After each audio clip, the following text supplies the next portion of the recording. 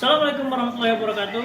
Ketemu lagi dengan saya Muhammad Syafiq Istiqlal dari SD Internasional Musidin sebagai pembimbing untuk tentang literasi 2024. Pada bulan Januari ini, saya sedang membaca buku yang berjudul Jangan Takut Gagal, karya Aldila Dharma.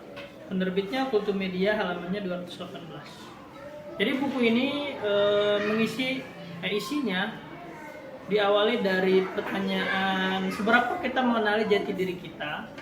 Dari awal ditanyakan dulu, termasuk banyak menanyakan jati diri kita sebagai orang Indonesia yang terkenal ramah gitu ya.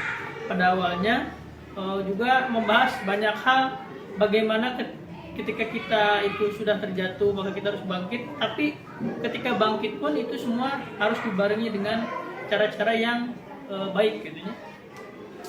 Kemudian manusia terlahir lemah sehingga banyak takutnya. Ketakutan akan kegagalan membuat enggan melangkah maju. Jadi kalau kita takut gagal, padahal kita belum mencoba, maka kegagalan itu adalah kegagalan tidak adanya keinginan untuk mencoba. Adapun poin-poinnya yang saya garis bawahi adalah setelah mengenali jati diri, kemudian juga harus bersikap jujur. Bersikap jujur dalam artian kita tidak membohongi diri kita sendiri akan potensi yang kita miliki. Jadi manusia suka berbohong pada dirinya sendiri bahwa dia tidak mampu. Padahal manusia itu dengan segala kemampuannya itu yang wah itu sudah Allah berikan modal yang sangat memadai, termasuk pikiran yang sangat cerdas, otak yang sangat memadai untuk bisa menaklukkan banyak tantangan. Kemudian di poin ketiganya, ini yang sangat penting, berani berinisiatif dan bertindak. Pada poin ketiga ini, jadi yang paling ini pertama kita harus mau mendengarkan. Ketika kita sudah terjatuh atau punya sesuatu hal yang membuat kita terjatuh, maka kita jangan enggan untuk mendengarkan. Karena kegagalan itu, ketika kita punya suatu inisiatif, kita harus mau mendengarkan kritikan, saran dari orang lain. Untuk melangkah maju, kita harus mau mendengarkan. Jadi poin pertamanya, untuk melangkah maju, kita harus mau mendengarkan. Dan dari mendengarkan itu, kita akan punya banyak hal baru untuk dieksplor, sehingga kita bisa punya inovasi-inovasi yang baru.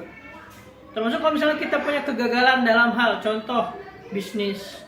Maka kalau misalnya kita mendengarkan, dan kita berani untuk maju lagi ke depannya, kalau kita mau mendengarkan permasalahan yang lalu dan kita tidak mengulanginya, maka insya Allah kemajuan itu akan datang. Jadi kegagalan adalah ketika kita berhenti di situ, maka kalau misalnya kita berhenti itu gagal.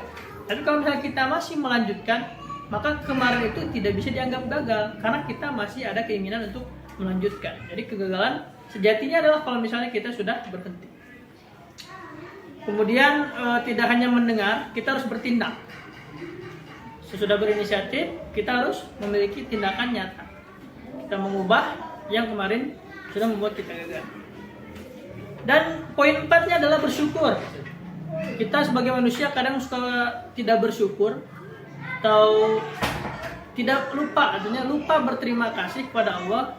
Malah kita menganggap ketika kita gagal itu kita adalah orang yang tidak berguna. Padahal ketika kita gagal, kita masih punya modal yang tidak dimiliki banyak orang.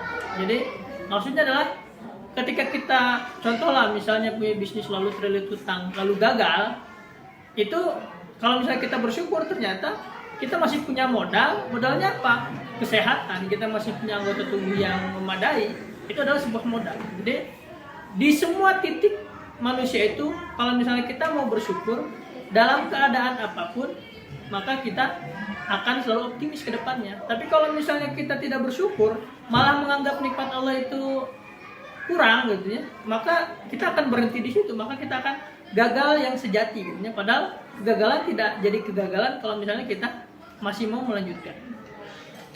Juga yang kelima ada menjalin tali silaturahmi. Yang saya garis bawahi adalah jadi dengan membuka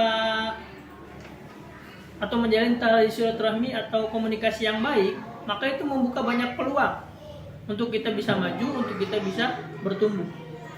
Untuk untuk melanjutkan kegagalan itu menjadi sebuah kesuksesan, komunikasi yang baik atau silaturahmi yang baik itu akan membuka banyak jalan. juga termasuk di dalamnya disebutkan bagaimana kita harus memiliki komunitas. Satu yang kita menyukainya, juga ada satu lagi misalnya komunitas yang tidak kita kenali. Karena apa gunanya? Kalau misalnya yang kita sukai, kita sudah mendalami hal itu. Jadi kita ada 2 poin. Poin pertama, kita mendalami yang kita sukai. Juga komunitas yang kedua, kalau misalnya kita ikuti, menambah wawasan kita ketika kita mendengarkan, kita juga banyak menambah ilmu-ilmu baru yang belum kita dalami. Jadi poin mendengarkan itu juga termasuk menjalin silaturahmi, gitu ya. Kan yang saya tangkap dari buku ini. Adapun hikmahnya, kegagalan tidak cukup untuk menakuti seseorang yang mengenali Tuhannya. Jadi kalau misalnya kita mengenali Tuhan kita, ternyata sudah banyak yang sudah Allah berikan, maka kegagalan itu tidak akan menghantui kita. Yang berikhtiar secara maksimal dan kegagalan terbesar adalah apabila kita berpikir negatif terhadap Allah. Jadi seringkali manusia itu berpikiran negatif sama Allah, bahwasanya saya begini karena Allah tidak suka. Padahal kalau misalnya kita mau tanya pun, kebanyakan orang sukses itu mereka dimulai dari titik terendah, gitu. Yang sukses benar-benar sukses itu ternyata mereka tidak berpikiran negatif kepada Tuhannya dan enggan bersyukur atas modal besar yang kita miliki. Jadi kita enggan bersyukur ya, padahal manusia sendiri sudah banyak nikmatnya, sudah banyak menggunakan alam semesta yang sudah Allah ciptakan sedemikian rupanya. Dan kita kadang suka lupa sebagai manusia. Itu saja review tentang buku yang berjudul Jangan Takut Gagal. Mohon maaf apabila ada kekurangannya.